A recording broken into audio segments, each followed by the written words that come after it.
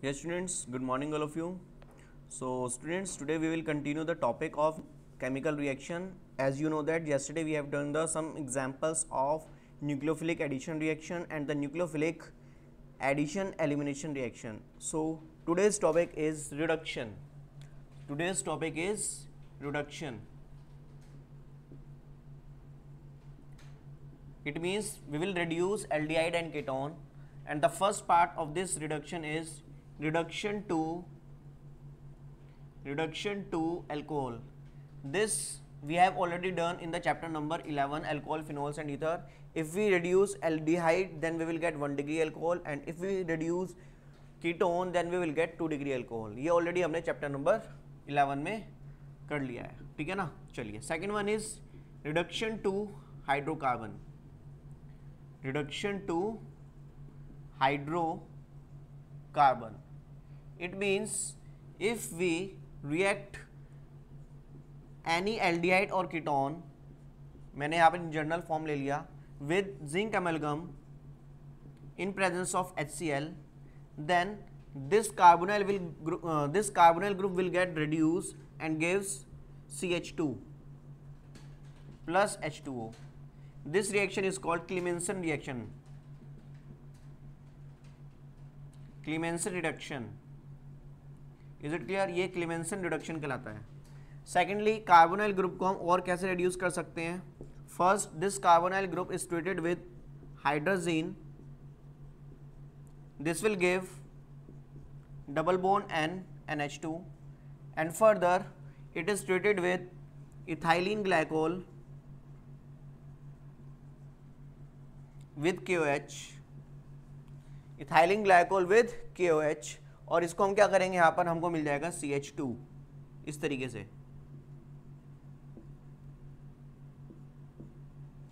Is it clear? तो this reaction is called Wolff Kishner reduction. तो यहाँ पर भी रिडक्शन हो रहा है. The basically aldehyde and ketones get reduced to hydrocarbon. Is it clear? Now third type is oxidation. Now we will do oxidation of aldehyde and ketone. So let us see. Students, आप लोगों को पता है aldehyde and ketone reduce कैसे होते हैं. मतलब कि हम aldehyde and ketone को reduce, ये हमने ऑलरेडी क्लास 11 में पढ़ा है कि सपोज मेरे को aldehyde को reduce करना है, तो मैं K2Cr2O7 potassium K2Cr2O7 potassium dichromate का यूज़ करूँगा इन प्रेजेंस ऑफ एसिड, ठीक है ना. तो बेसिकली ये स्ट्रॉन्ग ऑक्सीडाइजिंग एजेंट है. ऐसे ही कंसनट्रेटेड HNO3 का यूज़ कर सकते हैं, पोटेशियम परमैंगनेट का यूज़ कर सकते हैं. ये स्ट्रॉन्ग ऑक्सीडाइजिंग एजेंट है. तो aldehyde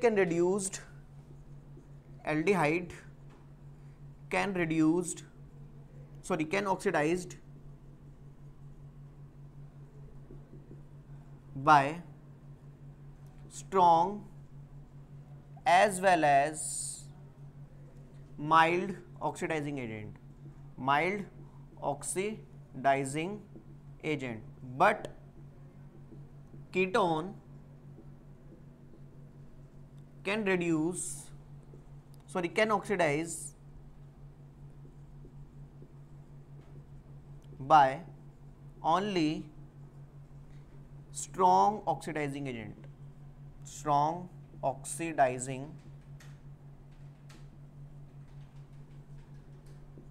agent. Is it clear? तो देखिए यहाँ पर मतलब कहने का क्या है, अगर हम एल्डिहाइड को रिड्यूस करना चाहते हो वो strong as well as weak, मतलब कि माइल्ड ऑक्सीडाइजिंग एजेंट से भी ऑक्सीडाइज हो जाएगा, बट कीटोन जो है वो सिर्फ और सिर्फ स्ट्रॉन्ग ऑक्सीडाइजिंग एजेंट से ही क्या होगा, ऑक्सीडाइज होगा. एग्जाम्पल ले लेते हैं RCH2 C double bond O CH2R. तो ये first carbon, second carbon, third carbon, मैं ऐसे मान लेता हूँ. अगर मैं इसका ऑक्सीडेशन करता हूँ, स्ट्रॉन्ग ऑक्सीडेशन किसका, कीटोन का, देन क्या होगा यहाँ पर, बेसिकली जो कीटोन है ये बेसिकली 2 पार्ट्स में डिवाइड हो जाएगा और हमको कार्बोक्सिलिक एसिड जो मिलेंगे वो laser number of carbon atom में होंगे. सपोज या तो ये वाला बॉन्ड टूटेगा या ये वाला बॉन्ड टूटेगा. अगर सपोज ये वाला बॉन्ड टूटा तो इधर वाले 3 और इधर वाले 2 क्या बना लें, कार्बोक्सिलिक एसिड इस तरीके से, प्लस RCH2COOH. ठीक है ना. तो ये कब बनेगा, जब आपका कौन सा बॉन्ड टूट रहा है, 1 और 2, जब C1 C2 बॉन्ड टूट रहा है। और क्या कंपाउंड बनेगा, अगर ये वाला बॉन्ड टूटता है देन वी विल गेट, तो ये वाला बॉन्ड जब टूटेगा तो ये वाला कंपाउंड बनेगा और ये बनेगा, तो हमको मिलेगा RCH2 COOH plus RCOOH and it will give, it means C2 and C3 bond is break. Is it clear? So this is the oxidation of ketone, and this oxidation is done by the only strong oxidizing agent. But if you want to oxidize aldehyde, then it can oxidize with strong as well as mild oxidizing agent. Examples of mild oxidizing agents are Tollens reagent and Fellings reagent. So let us see. Strong oxidizing agent तो आप लोग जानते हैं, K2Cr2O7 के साथ हम कर लेंगे, KMnO4 के साथ कर लेंगे, ठीक है ना। अब बेसिकली यहाँ पर हमको माइल्ड ऑक्सीडाइजिंग एजेंट की बात करनी है।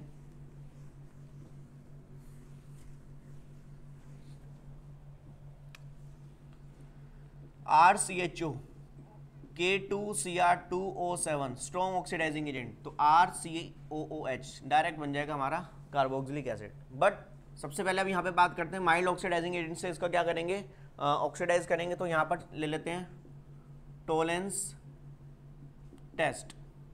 टोलेंस टेस्ट में यहाँ पर टोलेंस रिएजेंट है हमारा, Tollens reagent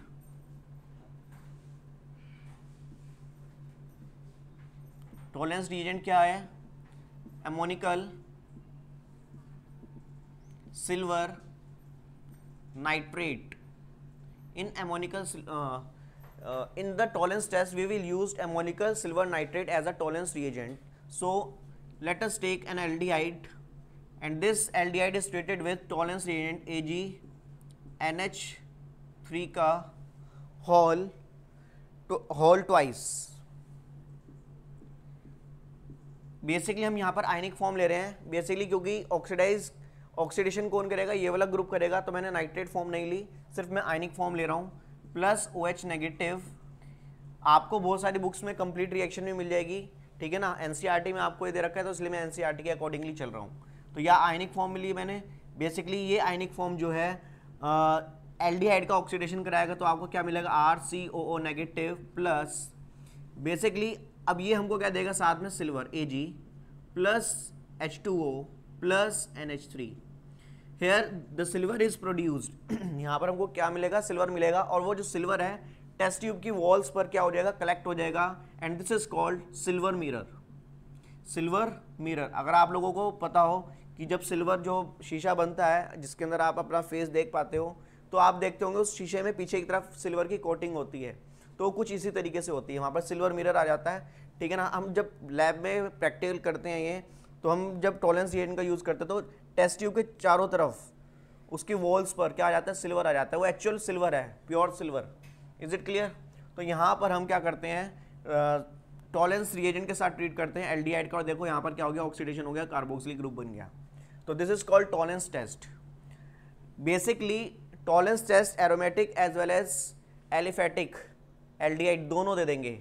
is it clear? Aliphatic aldehyde लें चाहे एरोमेटिक एल्डिहाइड लें, both can give tolerance test. Is it clear? Second test is Fehling test. Fehling's test. So यहाँ पर Fehling's reagent होगा,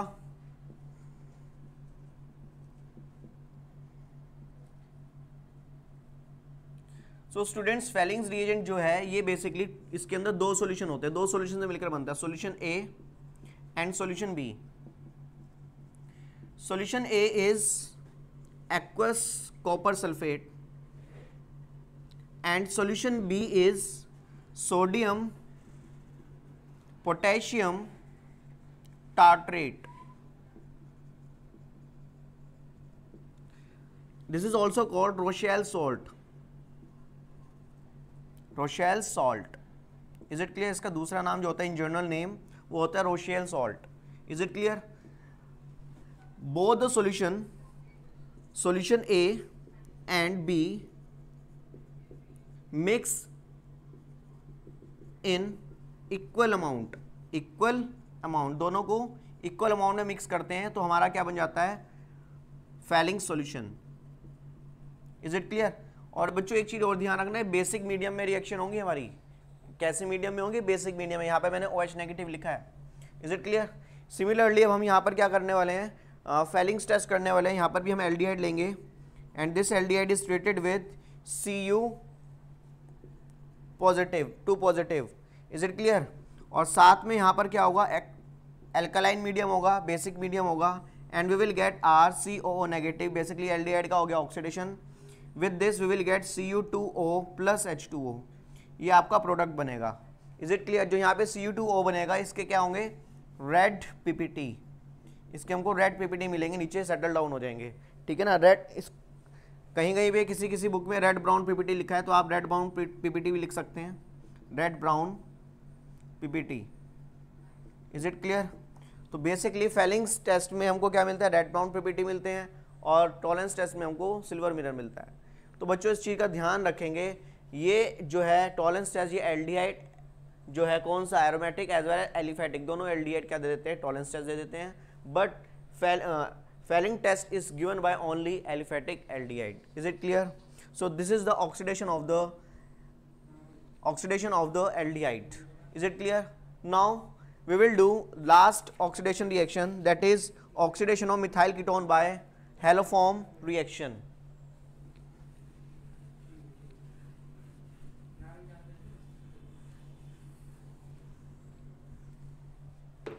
Oxidation of methyl ketones by haloform reactions.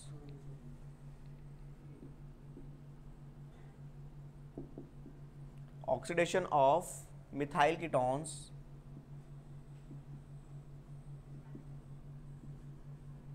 in haloform reaction. So students, आप इस बात को ध्यान से समझेंगे मेरी बात को। यहाँ पे मिथाइल कीटोन्स का मतलब क्या है, जहाँ पर टर्मिनल पोजीशन पे आपको कौन सा ग्रुप मिले, OCH3, ये है मिथाइल कीटोन। या फिर आपको ये भी मिल सकता है, इज इट क्लियर? दोनों अगर इनमें से कोई भी एक हो तो हमको ये वाली रिएक्शन मिलेगी।